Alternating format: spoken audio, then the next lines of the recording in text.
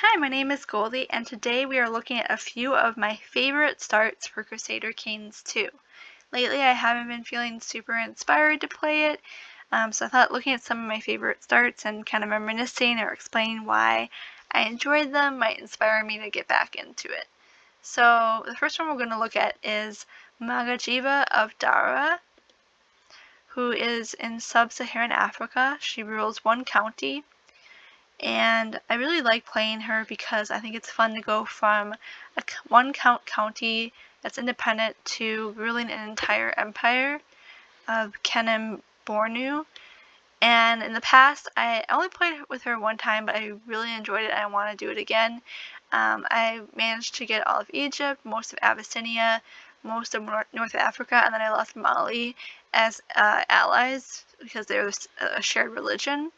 And I also managed to reform the African pagan religion, and spread it to Eastern Europe, particularly in Khazaria and Bulgaria, so like the Caucasus in Eastern Europe. And yeah, it was really fun. She has a husband, but they are not allies. Potentially, they could become allies if you like pay him off or something, bribe him to like you a little bit more. And they have different heirs. So he has his son Biram, and your heir is Shawata, who is has the same name as your sister, and I think her mother too. Yeah, so there's lots of Shawatas in this family, and she does have her own bloodline as well, which enables anatic-conatic succession. So the Dawa claim descent from Bayajida and Magajiva, the first of whom slew a great serpent, and the second of whom instituted the matriarchal system of I think it's supposed to be of the Hausa. And Bayajida is her husband, and then Magajiva is this lovely lady here.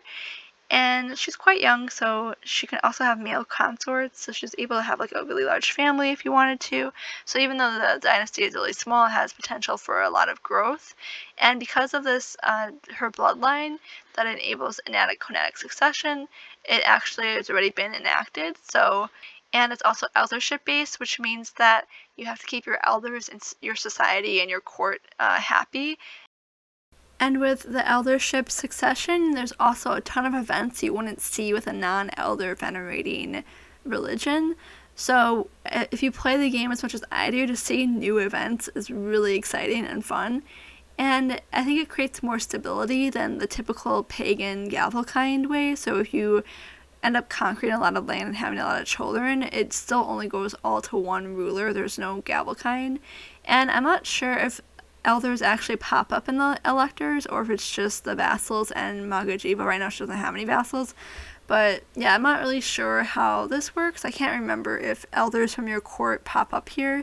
But either way, I really enjoy the eldership aspect of the succession. I think it creates different gameplay, and sometimes it can be very costly to keep the elders happy. Sometimes they just want to get married. Anyway, I really enjoyed playing with her overall, and I highly recommend it. They added her as a featured ruler in Crusader Kings 3 with her own achievement.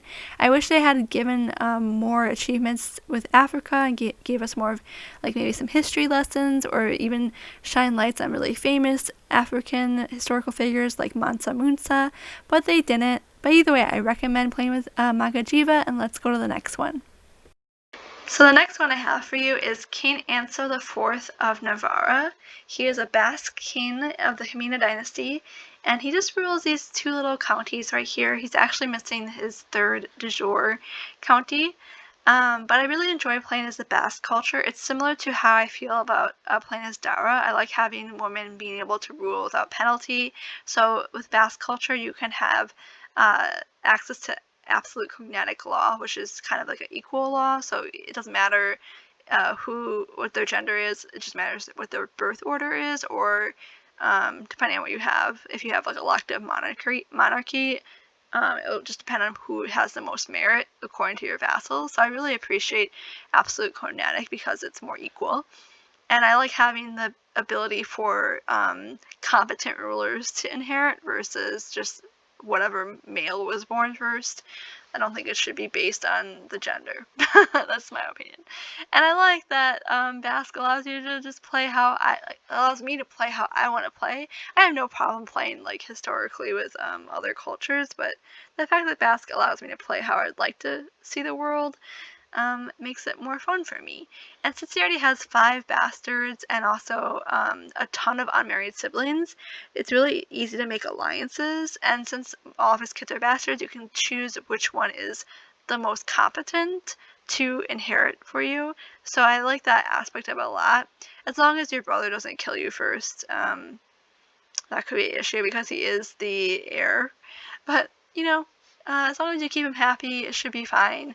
And what I prefer to do is I usually marry him off to the celibate sister of Kaiser Heinrich IV of the Holy Roman Empire. He has 2 sisters who are celibate, and that way you get an alliance from that, and also there's no possibility of more children unless some like random event pops up. So you can kind of just watch what your kids are doing and pick out the best one based on how competent they are. And I love that. I love it. It's so good. Besides that, we are just north of Islamic Spain or southern Spain, so it is quite easy to go after that once you have all your allies established, even if you only have 2 counties at the beginning. And I just like having modern day underdog cultures kind of take over. Like the Basque are like an autonomous zone in Spain, but they have a lot of conflict with Spain as a government. And I don't know, I just like the idea of when a modern day underdog culture can take over in this a historical game. I think it's quite fun. It's why I like to play as different heresies and stuff like that too when I have the chance. I also think it's really fun to watch the drama unfold between the Jimena brothers and Galicia, Leon, and Castile. So I don't know, it's just a really fun start point. It's challenging and there's a lot of potential. That's pretty much what all my favorites have. They have a lot of potential for different styles of gameplay. So let's move on to the next one. So my next favorite ruler is actually a featured ruler in the Viking Age. It's Rurik, and he was a Viking of Swedish origin who took advantage of the internal struggles of the tribes around Ladoga to conquer and establish a strong Norse realm in the east. His successors expanded their influence and eventually ruled as far south as Kiev, and the dynasty soon also adopted the Slavic language and customs as Viking settlers often did. The descendants of Rurik would eventually become the first Tsars of Russia. And while he's still a Viking, while he's still Norse and of the Norse, of the Germanic religion, his son is a different religion. He's a Slavic religion. But while he is still Norse, I like to take advantage of it and basically just cause havoc to the northern coast of Europe.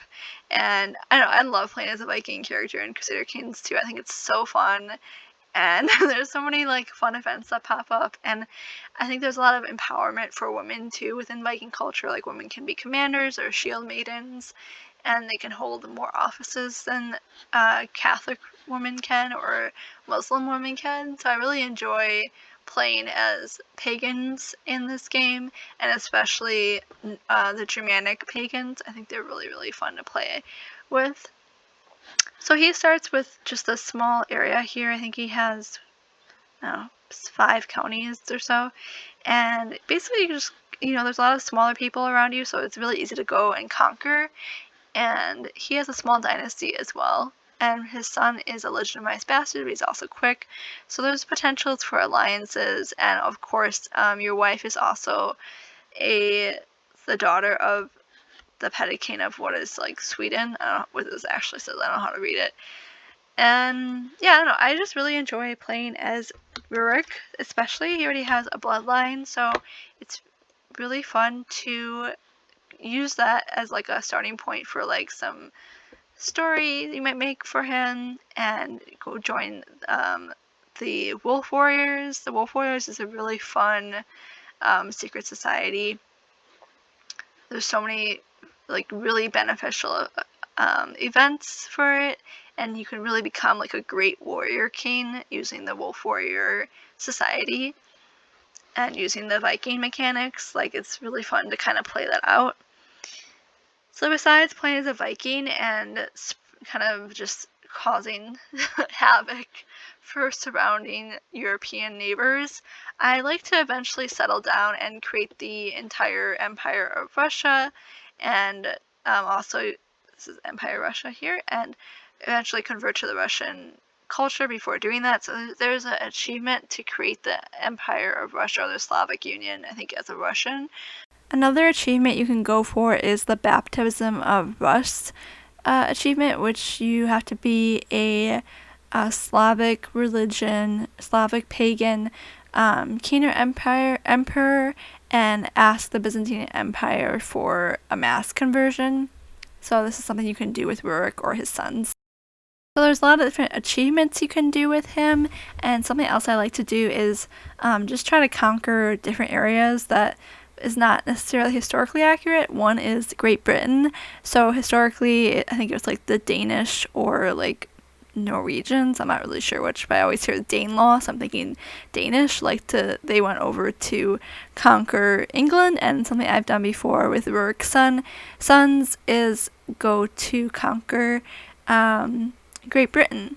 And then I also have gone to North Africa and just caused havoc down there as well, because it has a lot of like very wealthy port cities that are fun to raid and then just eventually conquer. So I think it's really fun to play with history and not necessarily go the historical route. I think Rurik has so much potential. You're like in the middle of the map, so you can go either way, really. You can go east, west, north, south. It's pretty fun. I really enjoy it. So my fourth and final ruler for you today is this little duchy of Manau, or petty kingdom of Manau, or the island of Man, as it is known. And it's King Elidir. I don't know how to say it. I don't know how to say any name, to be honest with you. But he is only, this little island of Manau is only independent here, and I think in 1220, the only two times where they're an independent island. The rest of the time they are either owned by Scotland or by some Viking kingdom of some sort. So I like to play in 769 because this guy is still tribal at that point. And the reason I like to play him while he is still tribal is because I like to try to create a merchant republic with him. So this is the first, I think the first time I ever did that achievement that you go from tribal to merchant republic, I think I did it with him or maybe somebody in Ireland. But I really like this. I think it's like the perfect location for a merchant republic. It's an island in the middle of a bunch of different territories. And at this point, like, most of it is like very split up, and it's not the Viking Age yet, so you don't have to deal with any like holy wars coming at you. Occasionally you'll get some raiders of some sort, but nothing major. So it's pretty safe at this start point. You can kind of build your merchant republic, and he does have an heir. And because you are tribal, you're able to have concubines if you so wish. But what I usually do is I just kind of stick with this one county duchy. Sometimes I'll go for like Northern Ireland or like go for Ireland as well, but usually I just stay kind of here. And even if I go for Ireland or Wales, I'll just like let them go independent eventually. But yeah, typically I just stay here and I just kind of form my merchant republic. And another thing is that you can play because we're a Celtic culture. As a tribal Celtic, you have Tanistry accessible. So Tanistry, I think, is like one of my favorites. Even if you're not tribal, I love Tanistry for feudal as well. I think it's so fun to try to. It's based more on merit.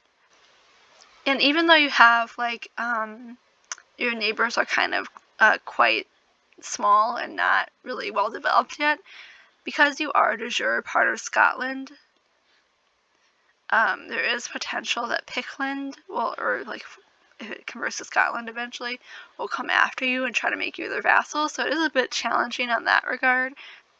And also, I think it's really fun to try to contain yourself to one county, because so often we try to build these huge empires, or so I think it's a bit of a challenge to try to stay in one county and just work on building your dynasty.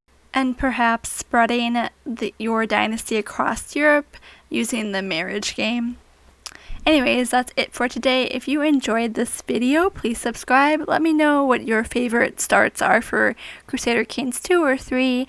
And thank you for watching. I really appreciate it. Bye!